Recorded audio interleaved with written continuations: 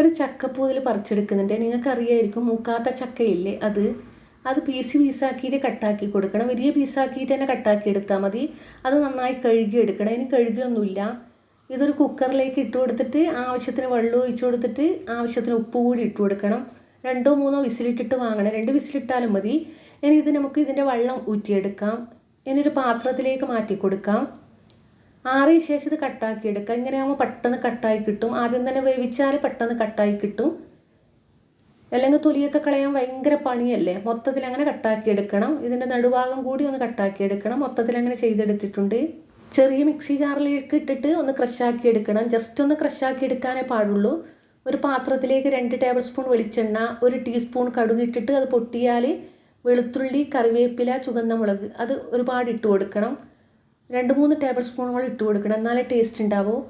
അത് മൂത്ത് വന്നാൽ അതിലേക്ക് നമ്മൾ ഇപ്പോൾ ക്രഷാക്കി വെച്ച ചക്കപ്പൂതലില്ലേ അത് ഇട്ട് കൊടുക്കാം. മൊത്തത്തിലങ്ങ് ഇട്ട് കൊടുക്കണം. ഇനി ഒന്ന് ഇളക്കി കൊടുക്കാം. ഇതിലേക്ക് ആവശ്യത്തിന് മഞ്ഞൾപ്പൊടി കൂടി ഇട്ട് കൊടുക്കാം. ഒരു 1/4 ടീസ്പൂണോളം മഞ്ഞൾപ്പൊടി ഇട്ട് കൊടുത്താൽ മതി. ഒരു തേങ്ങ തന്നെ ചിരകി ഇത് ഇട്ട് കൊടുക്കണം. വലിയ ചക്കപ്പൂതലല്ലേ, അതുകൊണ്ട് തേങ്ങ എത്ര ഇട്ട് കൊടുക്കുന്ന അത്രയും ടേസ്റ്റാണ്. മൊത്തത്തിലങ്ങ് മിക്സാക്കി കൊടുക്കണം. ആവശ്യത്തിന് ഉപ്പ് നോക്കിയിട്ട് ഇട്ട് കൊടുക്കണം. നേരത്തെ കുക്കറിൽ ഇട്ട് കൊടുത്തതാണ്. ലോ ഫ്ലെയിമിൽ 2-3 മിനിറ്റ് വെച്ച് കൊടുത്തിട്ട് ഇടയ്ക്കിടയ്ക്ക് ഇളക്കി കൊടുക്കണം. നല്ല ടേസ്റ്റാണ്. ഇഷ്ടപ്പെട്ടാൽ മാത്രം സബ്സ്ക്രൈബ് ചെയ്യണേ. Thank you.